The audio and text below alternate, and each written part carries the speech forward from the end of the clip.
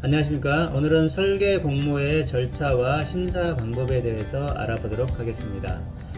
설계 공모란 게 뭐냐면은 내가 어떤 설계를 이렇게 추진해서 하는 것보다 다양한 많은 설계사들한테 이 설계안을 받아가지고 그 중에 가장 나은 안을 선정하면 좋겠죠. 설계 공모가 그럼 어떤 절차가 있느냐, 업무 흐름도는 어떻게 진행이 되느냐, 그리고 심사위원은 어떤 자격과 어떤 걸 가지고 있어야 되느냐, 그 다음에 공모지침서, 그러니까 공모를 하려면 공모지침서가 필요하겠죠. 공모지침서 작성할 때는 어떤 유의사항이 있느냐, 그리고 설계 공모의 심사 방법에 대해서 마지막으로 알아보겠습니다. 먼저 설계 공모는 건축서비스진흥법이라는 게 있어요. 그 서비스진흥법에 들어가 보면 일반 공모와 2단계 공모와 제한 공모로 나눠집니다. 일반 공모는 말 그대로 설계안을 일반에 공모하는 방식이에요. 가장 흔한 방식이고요. 2단계 공모는 뭐냐면 1차 심사를 통과, 그러니까 우리 설계 규모가 좀 크죠. 커가지고 막 들어올 입찰자들이 한 10개 이상 되는 거예요. 이렇게 되면 10개 안을 심사를 하기가 너무 힘들죠. 그래서 1차 심사를 통과한 자를 대상으로 2차 심사를 해서 공모를 하는 겁니다. 그래서 2단계 공모는 이렇게 구분이 되고요. 그다음 마지막으로 제한 공모는 좀 이건 규모가 작은 거예요. 얘는 설계자의 경험과 역량을 평가합니다. 일반 공모와 2단계 공모는 설계의 계획안을 가지고 평가를 하는 반면 제한 공모는 설계자의 경험과 역량을 가지고 하기 때문에 소규모 공사에서 하는 거죠. 이거 대신에 제한 공모에서는 뭐 스케치 정도는 받을 수 있습니다. 먼저 설계 공모를 하기 전에는 먼저 이 사업을 어떻게 해야 될 건지, 일반 공모로 할 건지 2단계 공모로 할 건지 제한 공모로 할 건지 결정을 해야 되고요. 그 다음에 전반적인 사업 추진 일정도 다 수립이 돼야 됩니다.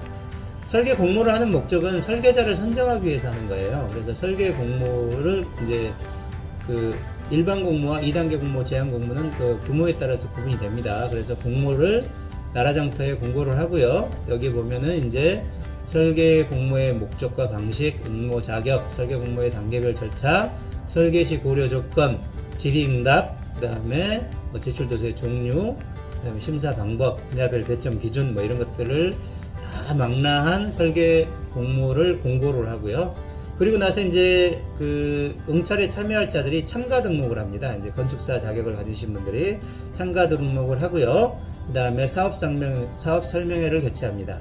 이 설명회 때는 설계자는 이제 그 참가 등록을 한 설계자를 통해서 사업 설명회 참가하라고 발주처에서 이렇게 통보를 해서 오게 되겠죠. 그 다음에 사업 설명회에 참석한 건축사들은 설계 공모 내용을 질의하고 발주처에서는 답변을 해야 됩니다. 그리고 나서 응모 작품을 접수를 하죠. 자, 이 질의 답변과 응모 작품 접수까지 통상 90일 정도 소요가 됩니다. 더 짧게도 할 수 있어요. 하지만 적정 설계 기간을 주는 게 가장 중요하겠죠. 그 다음에 이제 발표 및 작품 심사를 합니다. 그리고 당선작을 선정하고요. 당선작에게는 기본 및 실시상의 용역권을 주고 나머지 기타 입상작에게는 상금을 줍니다. 그리고 설계 공모 심사 결과 통보를 하고 계약 체결을 하면 되겠습니다. 설계 공모 심사위원회 자격입니다. 설계 공모 심사위원은 설계 공모 운영 기준에 따라서 자문위원회를 구성을 하는데요. 자문위원회의 그 분야를 한번 보십시오. 건축 계획 분야, 건축 구조 분야, 건축 시공 분야, 기계, 전기, 통신, 토목, 조경, 단지, 전시 이렇게 해당하는 자문위원회 풀을 구성을 하고요. 이 자문위원회에서 선정을 하는 겁니다. 선정은 다음에 나오니까요. 다음에 심사위원회 자격을 간략하게 설명을 드리면요. 이 자격은 매번 기준에 따라 틀려집니다. 그래서 특정한 법적 최저 기준만 넘어서면 될 거고요. 해당 기관에서 적정하게 선정을 하시면 될 겁니다. 일단은 행정기관의 기술능력 4급 이상, 그리고 기술사 자격을 소지한 5급 이상, 그 다음에 공공기관은 기술능력 1급 이상, 이렇게 얘기를 합니다. 그 다음에 대학의 조교수 이상, 5년 이상 경험이 있는 사람, 기타 수요기관의 장이 추천하는 건설공사의 경험과 전문성 있는 사람, 마지막에 기타 수요기관의 장이 추천하는 경험이 있는 사람, 이거는 일반 공사 입찰 시에는 별로 들어가질 않아요. 왜냐하면 공사입자는 전문성이 좀 요하게 되는데 이게 지금 설계를 하려고 모는 거죠. 이게 무슨 성과물은 뭡니까? 그림이에요, 그림. 설계의 성과물은 주관적인 거죠. 그래서 주관적으로 어떤 그 호불호를 따져야 되는데, 물론 박사님, 교수님, 뭐 전문가 다 좋습니다. 하지만 수요기관에서도 반드시 참여를 해야 됩니다.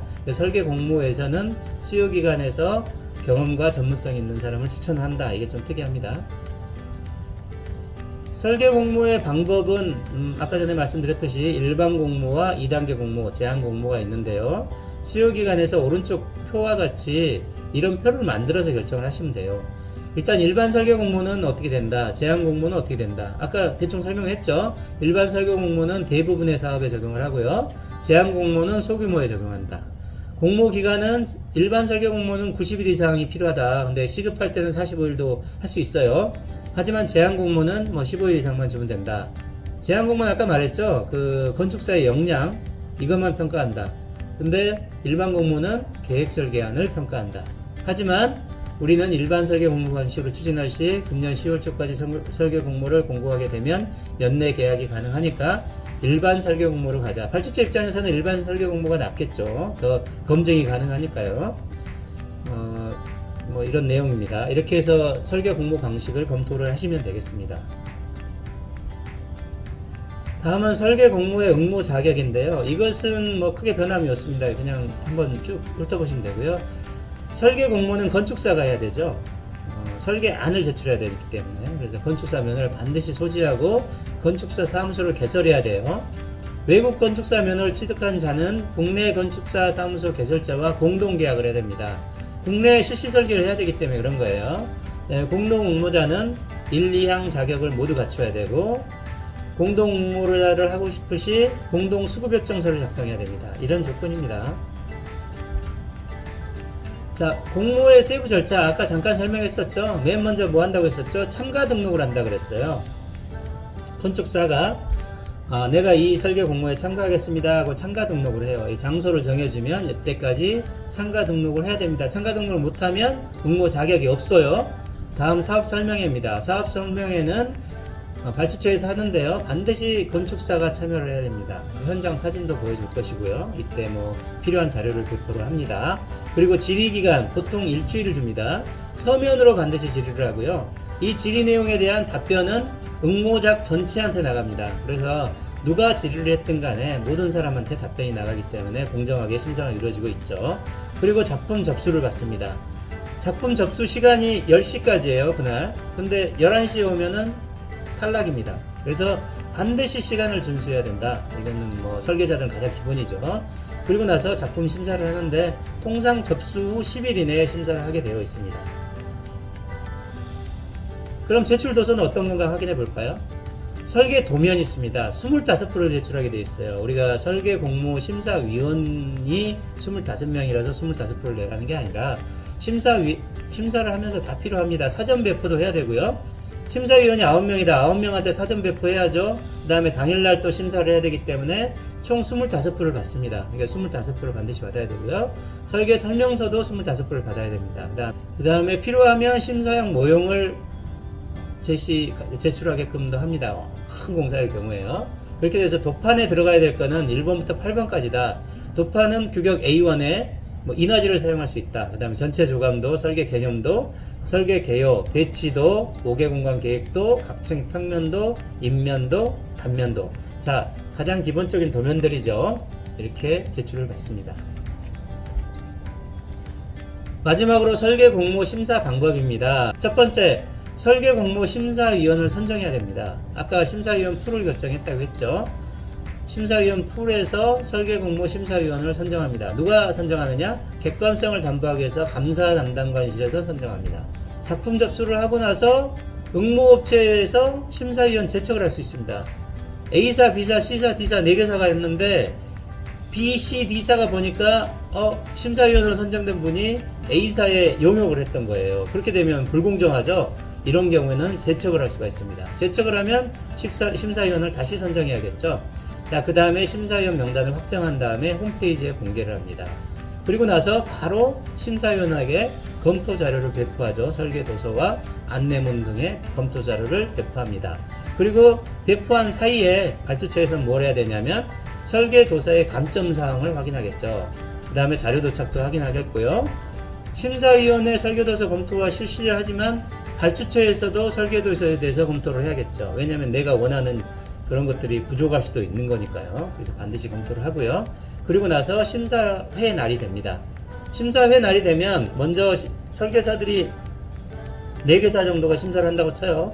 그러면은 심사회가 공정하게 되려면 먼저 발표 순서도 결정을 해야겠죠. 먼저 하는 사람이 유리할지 맨 마지막에 하는 사람이 유리할지 모르는 겁니다. 그래서 이거는 순서를 결정을 합니다. 그래서 뭐 탁구공 하나를 뽑으면 되겠죠. 그래서 발표 순서를 결정하고 작품 제출자가 순서에 따라서 설계 내용을 설명합니다. 그리고 평가 회의를 하고요. 그 다음에 평가 및 입상작을 선정합니다. 그리고 나서 심사 결과를 홈페이지에 공개를 하면 되겠습니다. 자, 그럼 심사위원회는 어떻게 구성이 될까요? 보통 이렇게 구성됩니다. 우리가 건축 설계잖아요. 이게 만약에 박물관이다 그럼 전시가 들어가면 되겠죠. 자, 건축 계획에 00명, 단지 계획에 00명, 구조하고 시공 반드시 들어갑니다. 우리가 계획안을 봤기 때문에 기계하고 전기, 통신, 소방은 왜 없지? 이렇게 고민하실 필요가 없고 계획안은 건축 위주로 뽑으시면 돼요. 하지만 우리 설계가 산업 플랫이다. 아니면 뭐 대단지 수목원이다. 그럼 조경이 들어가야겠죠. 그런 것들을 결정을 하라는 겁니다. 수요기관에서. 수요기관에선 이렇게 결정해서 심사위원회 구성을 하는데 심사위원은 반드시 5명에서 9명 정도로 선정하는 게 좋다. 그 다음에 심사위원 후보자는 아까 설계자문위원회 심사위원 풀로 확정을 하고요.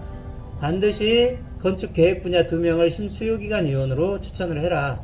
수요기관에서 자기가 정말 마음에 안 드는 안이 선정될 수 있겠죠. 그걸 방지하기 위해서 하는 겁니다. 가장 중요한 게 뭘까요? 아까 4개사 A사부터 D사까지 참여를 했지만 가장 공정성을 침해받으면 이 사람들이 떨어져도 인정을 못하겠죠. 그래서 가장 공정하게 해야 된다. 이게 가장 중요합니다. 평가 결과입니다. 평가 결과는 어떻게 처리해야 되느냐? 그러니까 평가 방법이죠. 우리가 A사부터 D사까지 있는데 나는 A사가 마음에 좋아서 100점이고 D사는 빵점이요. 이렇게 주면 안 되겠죠. 심사위원 9명이 공정하게 평가가 나오려면 어떤 룰이 있어야 될 겁니다. 그래서 저희가 평가를 할 때는 수우미양가로 평가를 합니다. 수우미양가의 비율은 5%씩 차등을 줬죠. 이걸 10%씩 차등을 줘도 돼요. 10%씩 차등을 주면 다른 1등과 2등의 차이가 많이 벌어질 겁니다. 5%면 조금 벌어지겠죠. 자, 이렇게 차등을 줘야 된다. 차등 채점을 해야 된다. 이걸 반드시 반영을 해야 되고요. 중요한 거는 2개사일 때는 1등을 수, 2등 우를 줘라 이거예요. 1등을 100점, 2등 빵점 이게 아니라 1등을 수, 2등 우점. 2개가 5% 차이밖에 안 납니다. 이렇게 해야 9명이 공정하게 평가가 이루어지겠죠. 자, 그렇게 상대평가로 하고 있다. 이 부분이 포인트입니다. 3개사에게는 수우미, 4개사는 수우미양, 5개사 수우미양가 이렇게 좀 분포를 하고 있습니다. 이 표는 발주를 한다, 내가 심사를 주관하는 입장이다 하면은 당연히 좀 알아두셔야 될 겁니다. 그래서 평가 결과는 아까 말한 평가 점수를 평균해서 최종 결과가 나오면 그 점수에다가 감점을 적용합니다. 감점이 뭘까요? 내가 종이를 25페이지짜리로 내라고 분명히 공고서에 냈는데 이 사람은 29페이지를 낸 거예요. 자기 걸 좀 더 하려고. 그러면 감점을 주겠죠. 이런 것들이 감점입니다. 그 다음에 작품 응모자를 배석시킨 다음에 평가 결과를 공개한다. 공정하게 한다고 했었죠. 마지막입니다. 당선작은 실시설계 용역권을 줍니다. 그러니까 설계 용역이 우리가 40억짜리예요. 이게 지금 이 설계자 입장에서는 40억짜리를 따가는 겁니다. 그러니까 당선작이 당연히 돼야겠죠. 그 다음에 이제 우수작과 가작은 상금인데 상금은 예산 범위 내에서 주는 거기 때문에 이거는 뭐 특별하게 얼마를 줘라 이런 규정은 없어요. 그래서 수요기관에서 뭐 이번이 뭐 한 40억짜리 수용 용역이다 그럼 뭐 우수작에다 뭐 1000만원, 가작에는 500만원 뭐 이런 정도로 줄 수가 있겠습니다. 단 제출 작품 수가 4개 이하일 경우에는 우수작까지만 주고요. 5개 이상일 경우에만 가작을 선정할 수 있다. 유의하시면 되겠습니다. 오늘은 여기까지 설계 공모의 절차와 심사 방법에 대해서 설명을 드렸습니다.